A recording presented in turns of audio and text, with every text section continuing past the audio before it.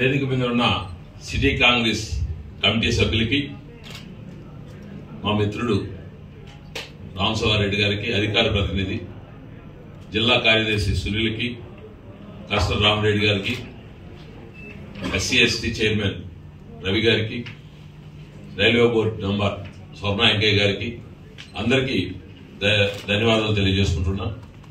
ఈరోజు ముఖ్యంగా ఈ పత్రికా విలేజ్ సమావేశం ఏర్పాటు చేసింది పెద్దలు. నాకు ఈ యొక్క సిటీ కాంగ్రెస్ అధ్యక్ష పదవి ఇచ్చిన దాని మీద ప్రజలకు మీ అందరి ద్వారా పరిచయం చేసుకోవాలనే ఆలోచనతో చేసింది. నేను 1995 సంవత్సరం నుంచి సుదీర్ఘ రాజకీయాల్లో ఉన్నాను. 2005లో కాంగ్రెస్ పార్టీ, అప్పుడు మా పెద్ద ఆయన రాజశేఖర రెడ్డి గారు ముఖ్యమంత్రిగా ఉన్నప్పుడు కాంగ్రెస్ పార్టీ కార్పొరేటర్ గా 27వ డివిజన్ లో పనిచేశాను. ఆ రోజు నుంచి కూడా ఈ రోజు వరకు రాజకీయాల్లో ఉన్నాను. ఈ స్థాయి పదవి ఏ నాయకుడు కూడా నా పేరు ప్రపోజ్ చేసింది లేదు. ఈ రోజు మా పెద్ద ఆయన ఆదాల ప్రభాకర్ రెడ్డి గారు ఆయన ఇన్ఛార్జి తీసుకున్న వెంటనే నన్ను గుర్తించి ఈ పదవికి ఆయన నన్ను ప్రపోజ్ చేసిన దానికి మీ ద్వారా ఆయన ప్రత్యేకంగా ధన్యవాదాలు తెలియజేస్తున్నాను. ఆయన ప్రపోజల్ ని గట్టిగా తీసుకుని జిల్లా అధ్యక్షుడైనటువంటి వేమిరెడ్డి ప్రభాకర్ రెడ్డి గారు ఎన్నోసార్లు దీని మీద కృషి చేసి నిన్న నాకు పదవి రావడానికి ఆయన ఒక భాగస్వామి. ఆయనతో పాటు సిటీ ఎమ్మెల్యే అనిల్ కుమార్ యాదవ్ గారు, జిల్లా మంత్రి కాకాని గోవర్ధన్ రెడ్డి గారు, మా అన్న కొండ్రెడ్డి రంగారెడ్డి గారు, వీళ్ళందరి కృషి వల్ల ఈ రోజు ఈ పదవి నాకు వచ్చింది. వాళ్ళ యొక్క నమ్మకాన్ని నేను ఎప్పుడూ ఒమ్ము చేయనని, పార్టీ ప్రతిష్ఠ కోసం అన్ని విధాల సిటీ అండ్ రూరల్ లో పనిచేసి పార్టీ గెలుపు కోసం, పార్టీ అభ్యర్థుల కోసం కృషి చేస్తానని చెప్పి మీ ద్వారా తెలియజేసుకుంటున్నాను. అదేవిధంగా నెల్లూరులో ప్రజలందరూ కూడా ఒక్కసారి జగన్మోహన్ రెడ్డి గారిని ఆశీర్వదించాలా ఎందుకు అనేదానికి కూడా మీరు ఆలోచించండి. పనిచేయాలా మనందరం కలిసి. రెండోసారి ఆయన ముఖ్యమంత్రిగా తెచ్చుకోవాల్సిన అవసరం ఎంతైనా అని చెప్పి మీ ద్వారా నేను తెలియజేసుకుంటూ సెలవు తీసుకుంటాను. అభివృద్ధి అంటే దాని నిర్వచనం మాట్లాడే వ్యక్తులకి తెలుసో లేకపోతే తెలియదో నాకు అర్థం కావట్లేదు. అభివృద్ధి అంటే ఏంటి? జగన్మోహన్ రెడ్డి గారు ముఖ్యమంత్రి అయిన తర్వాత సంక్షేమ పథకాల కోసం గతంలో ఏ బడ్జెట్ ఉందో ఆంధ్రప్రదేశ్ ఆ బడ్జెట్ తోనే 2,64,000 కోట్ల పేద ప్రజల యొక్క అభివృద్ధి కోసం పనిచేసింది. అది అభివృద్ధి కాదా? కేవలం 3 సంవత్సరాలు ముఖ్యమంత్రి అంటే 2 సంవత్సరాలు మాకు కరోనాలో ఎవరు కూడా ఏ కార్యక్రమం కూడా చేయలేదు, మీ అందరికీ తెలుసు. ఒక 3 సంవత్సరాల పరిపాలనలోనే ఆర్థిక వ్యవస్థ కుంగిపోయినా 2,64,000 కోట్ల రూపాయలు పేదలకు వాళ్ళ యొక్క అభివృద్ధి కోసం ఖర్చు చేసింది అభివృద్ధి కాదా అని అడుగుతున్న కాంగ్రెస్ పార్టీని. ఒక్కసారి కాంగ్రెస్ పార్టీ ఆలోచించాలా, ఇది అభివృద్ధి కాదా?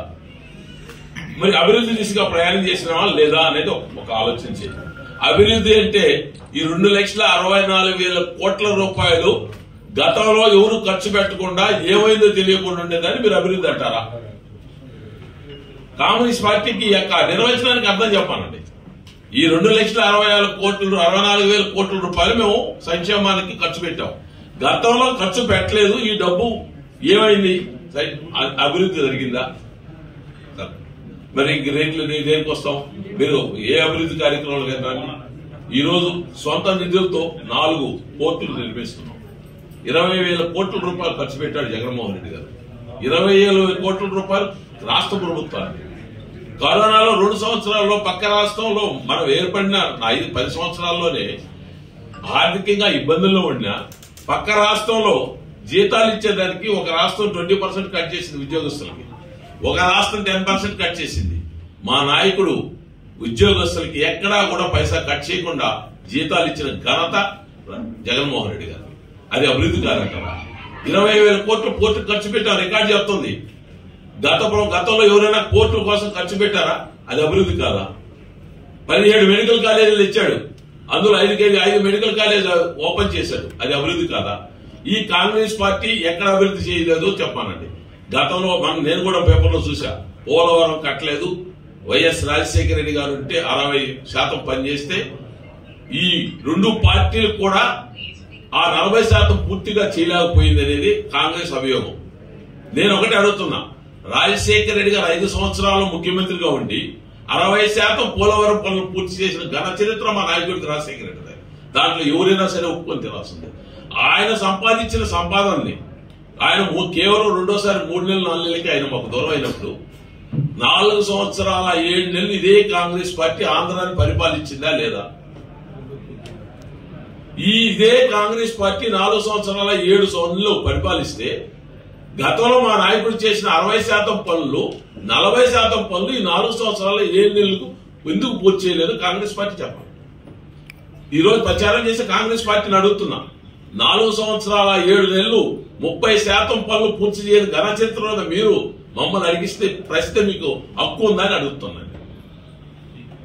30% ఇద్దరు ముఖ్యమంత్రులు 30% పనిచేయలేదు కాంగ్రెస్ లో. రాజశేఖర రెడ్డి గారు 60% పనిచేసిన మీరే చెప్తున్నారు. మరి అప్పుడు కూడా పోలవరం మన ఆంధ్ర రాష్ట్ర ప్రాజెక్ట్. మన ఆంధ్ర రాష్ట్రం విడిపోయిన తర్వాత పోలవరాన్ని జాతీయ పార్టీ కింద డిక్లేర్ చేశారు. జాతీయ పార్టీ కింద డిక్లేర్ చేసినప్పుడు ఆంధ్రప్రదేశ్ నిధులు పెట్టి ఖర్చు పెడితే జాతీయ పార్టీ మళ్ళా శాంక్షన్ చేస్తుందో లేదో ఒక అనుమానం. దానికోసం దాన్ని జాతీయ పార్టీ నిధుల కోసం ఆలోచించి పనులు జరుగుతున్నాయి. గత ప్రభుత్వం కన్నా డేటాలు తీసుకోండి, జగన్మోహన్ రెడ్డి ముఖ్యమంత్రి అయిన తర్వాత పోలవరానికి 8,000 కోట్లు ఖర్చు పెట్టారు. ఏదైనా సరే ప్రతిపక్షాలు గాని కాంగ్రెస్ పార్టీ గాని నింద వేసేటప్పుడు మీ కాడ రికార్డు చూపించి గతంలో మేము ఇది చేశాం, ఇప్పుడు నువ్వు ఇది చేయలేకపోయావు అని ఒక కాగితం మొక్క చూపించగలరా? మేము అభివృద్ధి చేస్తామో నువ్వు అభివృద్ధి చేసావో రికార్డు అడగండి, రికార్డు తీసుకొని ప్రజలకు చెప్పండి.